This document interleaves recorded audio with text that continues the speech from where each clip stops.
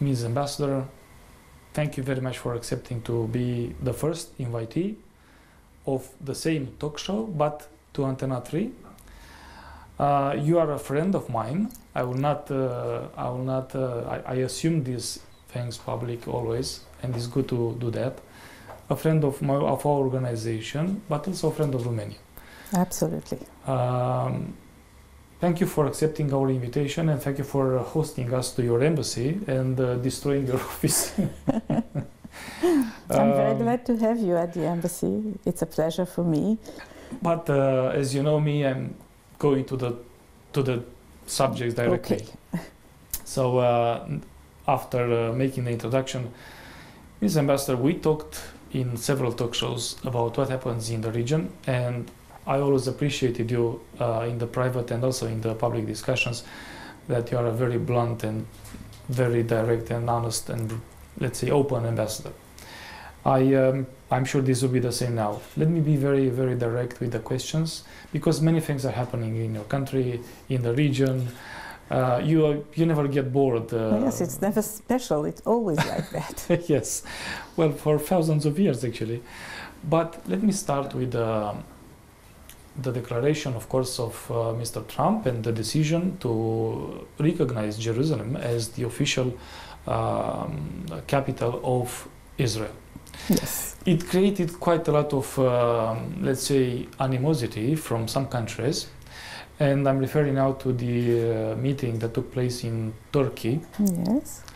On the 13th, 57 members, 57 states actually sent their representatives, either heads of states and foreign ministers. And now is important this why Yes. some of them sent their foreign ministers and why some head of states that met, and they came out with a public declaration, not being, putting politely this, not agreeing with Mr. Trump, and declaring that this gesture is an aggression towards the Palestinians. Okay.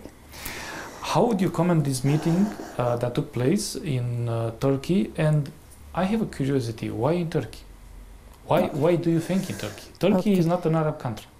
It's a Muslim. It's a Muslim country. It's a Muslim. It is a Muslim country, but it's not a real Arab country. Before I answer to your Please. question, I must stress that we are witnessing here a pretext.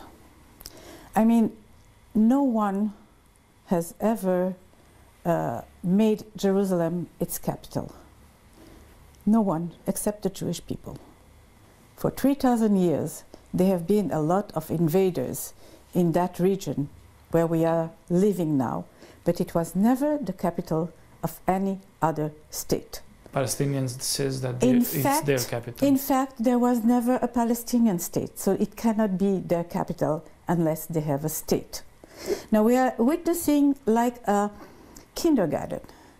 Jerusalem is the capital of the state of Israel. It has been for 70 years. It has been the most holy city for the Jewish people, not for the Arab world, not for the Muslim world. There are other cities that are more important, Mecca and Medina. And Jerusalem is the third holy city for the Muslim world. So we are like a kindergarten. This is our capital, and there are people, like children, that say, oh, I want it too.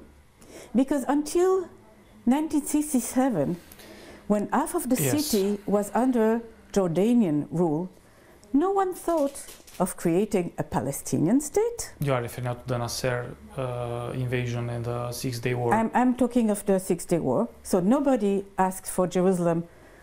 No one asked for the creation of a Palestinian state, and no one asked for Jerusalem to be their capital. So the Palestinian can say, they can try to change the history, but the facts are here. Jerusalem was and is and will remain the capital of the state of Israel. Now you ask why Turkey? Yes, I am very curious. Because in the region now there are conflict between different factions of the Muslim world. Mm-hmm. And Turkey is trying to take a position to become again, to gain its leadership. Its leadership and the history of the Ottoman world when they were leaders of the Muslim world. And as the president of Turkey is very outspoken, very anti-Israeli, let's put it that way. It was very clear at the conference. Yes, it's not only anti-Israeli, but I mean he's trying to have the Arab world around him to take the leadership against others, and that's why I think it took place in Turkey. So, we will never know, but do you believe that it was the initiative of Erdogan to have this summit, or? It's possible. It's possible. But again, you cannot start the history at one point. No, you are of course. saying that Mr. Trump has decided to declare Jerusalem the capital officially. of Israel. Because the Congress in '95 That's right. took the decision to have Jerusalem as the capital. And President Bush said it also, and President Carter and President Clinton, they all said that Jerusalem is the capital and that they will have their embassy over there. It didn't happen. But they said it. Why today is it starting such a massive aggression against Israel? What is behind that? What is the need of the Muslim world to unite against the United States and Israel? Well, it's a brilliant question. So what's behind? I have the answer. Yes, I do have the answer. It's the rivalry inside the Arab world. Between Iran and Arabia Saudita, or yes, Saudi Arabia, between the Shia and the Sunni, between the leadership of Saudi Arabia, Iran, Turkey, Egypt, the influence of Russia that today is on Israel's border. It never was. They have been asked to intervene in Syria and in Iraq. And here they are at our borders. So Russia too has a role that they are playing in the Middle East again. Well, Mr. Putin made a visit in Egypt, Syria, and he declared that he's going to stay. Yes. Okay. First of all, that he's going to stay, but also about deciding to have the embassy, United States, in Jerusalem. He also made statement on that, and he considered that this decision of Mr. Trump is an aggressive decision and should not affect the Palestinians. So Mr. Putin also referred to this issue in the last visit he made the last days. You know, in the Jerusalem region. Is an extraordinary city. It is the holy city for the three monotheistic religions. We have to find an extraordinary solution to Jerusalem. Excuse me if I have to go back to the history, but in 1948, with the partition plan, when it was decided to have an Arab state and a Jewish state, and that decision was accepted by Israel and rejected by the Arab world, Jerusalem, in that decision, was supposed to be an extra-territorial city. Yes. Not to you and not to you. The war in 1948 made the situation that half was in the state of Israel and half was under Jordanian. To be fair, it was after the UN resolution. Of 1948. Yes, it was not decided arbitrarily. No, but the war started then, and the ceasefire line, not border, ceasefire line was in the middle of Jerusalem. So, during all the years that we wanted to have discussions with the Arab world, we said, especially after 1967, after Jerusalem totally was under Israeli control, we said we can discuss everything. Everything we can discuss about, except Jerusalem. Except Jerusalem. Until 2000, when Mr. Barak was the Prime Minister, and he said, okay, we're willing to discuss also Jerusalem. So we are willing to make concessions, but the more concessions we make, the less our partner are willing to discuss with us. So today, Mr. Trump said, enough is enough. The situation is that. The history is that. The facts are that. Jerusalem is the capital of Israel. And that's it. Ms. Ambassador, I will be the devil's advocate. Okay. As you know me. And I will say the following. If it is so, how come, excepting the Czech Republic and Hungary, no EU country recognized Jerusalem as your capital and did not move the embassies to Jerusalem, including Romania? You have to ask them. But they recognize... No, but okay. I'm coming with a counter-argument. It is a decision that is linked with something else. I mean, we recognize a part of Jerusalem. The Czech Republic said that. Yes. We recognize the west side of Jerusalem as Israel's capital. And the moment the situation is settled, we will move our embassy to Jerusalem. So practically they will follow the Americans? Yes. Yes. Yes. But only the Czech and the Hungarians? The Hungarians, I'm not sure. Yes, yes. Okay. The Hungarians also and made the clear Philippines. statement. The Philippines. Yes. But again, and we I think it's absurd that Israel is the only country that do not have the right to decide what is its capital. I will tell Romania tomorrow morning, well, I don't recognize Bucharest, let's have the capital in Alba Iulia. Well, happily... Historically, it's logical, isn't it? Let me be again the devil's advocate and say that happily we were not splitting with the Hungarians Bucharest. Okay. Because if it would be so, it would be very difficult. Yes, and the same problem in Belgium sometimes. And the same problem in Belgium, exactly. Yes. But, Ms. Ambassador... But the capital is in Brussels and nobody denies it. True, but... Okay. But in Israel, everybody denies it, so it's... Well, not everybody, absurd. As I mentioned. The United States, yes. Czech and Hungarian republics, and maybe Micronesia too. Well, as far as I could see... No, not yet. Not yet. A lot of Indonesian on the street. Protesting Muslims. I said Micronesia, not Indonesia. Oh, sorry, Micronesia, okay. But you know that there is going to be there was a vote at the Security Council. It was the veto from the and US. It was vetoed from US, and now it's going to be a General Assembly meeting. Yes. And that's where I'm so confused and delusionized by the United Nations. Because we all know that the Arab world have an automatic majority at the UN.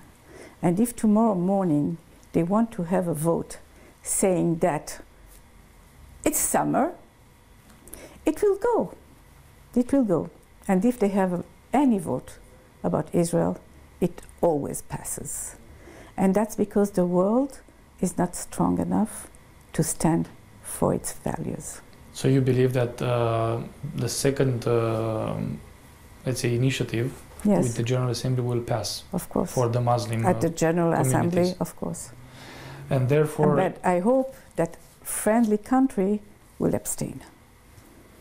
But it is not with a veto like in a Security Council. No, there won't be any veto.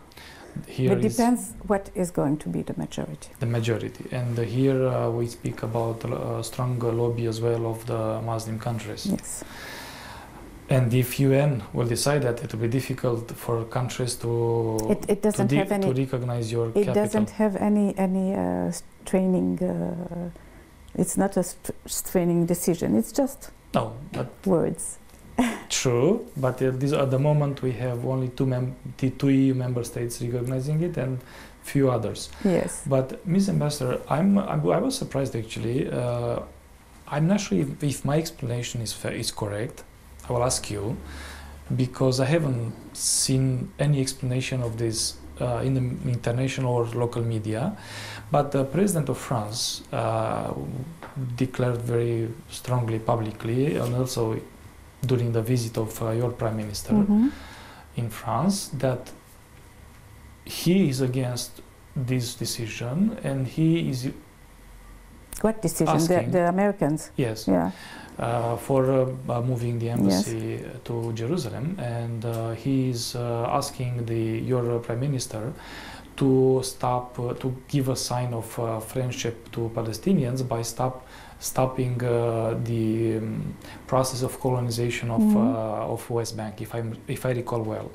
Now, this is the statement. Yes. What I want to ask you is this the position of France because of a lot of Muslim community in France, or what is the explanation? Because France and Germany are, let's say, the most strongest countries in EU. Your guess is as good as mine. Oh, good. Yes, there is a large Muslim community in France and in Germany. There is in France a strong feeling of guilt about what was the colonization in Northern Africa. And they have good reasons to feel guilty for that. A lot of interests, economical interest in the Middle East. So maybe that's the reason. About the gesture that they are asking us to make, it's terrible that I have to go back to history, but a few years ago we stopped the colonization for almost a year, expecting Abu Mazen, the president of the Palestinian Authority, to come back to the table of negotiation, and we are still waiting. So we are doing some concessions and getting in reward attacks, terrorist attacks, bombing from Gaza. It's very difficult, it's getting more and more difficult to convince the Israeli public that the people that are living beside us really want peace. Ms. Ambassador, who is funding these attacks? Iran. Iran is funding the terrorist world, and it's also funding the terrorist world in Israel and the Palestinian territories. So they are not only behind what happens in Israel, but also in other places. In the world, yes. In the world. In the world, yes. And it's known. It's known. We remember what happened in South America. They are very well implanted in South America. They have, by proxy, they are funding the Hezbollah in Lebanon, and all the evidence are pointing to Iran. And in this context, your neighbors are Lebanon, is Egypt, is Jordan, and if your statement is true, what will be the next steps? What will be the future of your state, and what will be the relation with your neighbors and Iran itself and the Muslim community in the near future? Because, of course, I'm overreacting, but I don't believe your people forgot the 6-day war, and I didn't. I've read quite a lot about it. I know exactly the extremely powerful, courageous people you have. Small people must know that you are only 5.5 million Jewish. I'm not speaking about the whole population, which is 7.5. Yes. And you managed to hold Egypt and all the allies in 67. Okay, first because we have no choice. If we you could have been defeated, but you're not. And if we are defeated, we are disappearing. That's it, because our enemies are telling, and they are willing to destroy us completely. But luckily today, we have succeeded in having a peace agreement with Egypt, yes, and with Jordan. And that peace agreement, that peace situation is holding, is very good. There are terrorists of Al-Qaeda and of Daesh in Sinai, and we are working together with Egypt against those terrorists, against those groups of extreme Islamists. What's Daesh? Sorry to ask you again, but shortly. What's actually Daesh? Daesh, luckily, has been defeated. Yes. But it was a group of extremist Islamists devoted to a way of living their religion by destroying everything that is not them. Funded all by? The infidels. Yes. And to recreate the Caliphate, to have a Muslim empire as it used to be 1,000 years ago. Funded by? I mean, they had weapons. They had weapons. They had oil. Equipments, oil. They had banks, because they took everything that was there, and the internal fight in the Arab world gave them the possibility of growing, of convincing people by good things, and mostly by force, that they are the right heirs of the Muslim faith. And it was very, very religious. But who used them? Time will tell. But anyhow, their action was influencing not Iran? only our region, but it was influencing also Europe. Iran? Because Qatar? Yes. Because if you look at the refugee situation, people that were fleeing from the region, going down to Jordan, or going east, going west to Europe, they were trying to destabilize the whole region. Sure. Now, talking about Iran, you say that Iran is dangerous for us. We know that Iran is dangerous for us. Iran makes no secret of its wish to wipe Israel off the map, and they are developing the means to do it. They are a country that is so rich in oil. Yes, yeah. Doesn't really need nuclear force. Well, you proved already very strong, so maybe they want to be sure. So it means that they want to attack us. Yes. They don't need it for electricity if you ask or me, energy. I believe so, yes. Okay. And if they are developing nuclear energy, they don't need weapons that have a long range. And I propose you look at the map of the range of the missiles. Romania it is one of the possible is in the targets. range. Yes, that's true. Okay, and Saudi Arabia is in the range. So everybody in the region knows exactly what danger Iran is. It is a rhetoric question, because I almost know your opinion, but I have to ask you, then what was in the mind of Barack Obama to do the peace treaty with them? Because I don't understand what in the name of God or they gain out of it, because after signing the treaty they bought S-300 missiles from Russia. They started to sell oil and to move forward. What was in his mind. I don't know what is in Mr. Trump's mind. It's very difficult these days to read the mind of American presidents.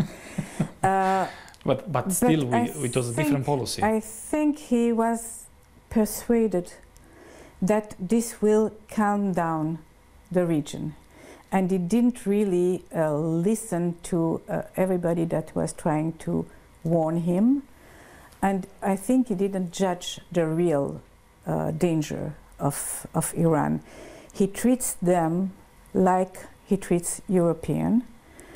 And you have to know that the Middle East has another way of thinking. But what is the power balance now in the region?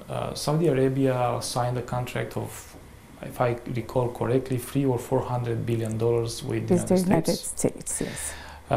Therefore, they only sent a minister to this meeting of the Muslim countries or the Islamic countries. It's difficult for me. I understand the terms. That's why I don't know what was there. Arab, Islamic, Muslim is not the same. That's right. So they only send the foreign minister. At the same time, we have Iran, which was very vocal at the conference. Still on the list of countries, if I look, are powerful countries. I speak about Indonesia, which is not to be ignored. It's one of the biggest countries. Yes. And They are not close neighbors. No, they're not close neighbors. But there are a lot from the neighborhood, which I can quote, like Qatar or Egypt or I think Jordan. Today they have to align together, because it is what they feel like a Muslim, not Arab, Muslim issue. Yes. But I don't think that it will have any effective action. We will see at the General Assembly. And then the General Assembly will vote, and then what? Well, I believe that the vote of the UN will balance quite a lot in the decision of different countries to recognize or moving their embassies. But I hope that once it's done, we can, on that base, start talking with the Palestinians, because they got what they want from the international community. Now let's sit, talk, and decide where is the border and which part of Jerusalem is Israeli and which part can be Palestinian. Let me ask you, Ms. Ambassador, are you still in contact and dialogue with the Palestinians now? Yes, on different levels. We are not having peace talks, but we do have joint activities in economic, because our economy are interlocked, on the security level, to avoid having too much fire in the region. We are helping and using our medical assistance either with the Palestinian or with the Syrian. You know that there are a lot of Syrian running from the war zone coming to seek refuge in the northern of Israel.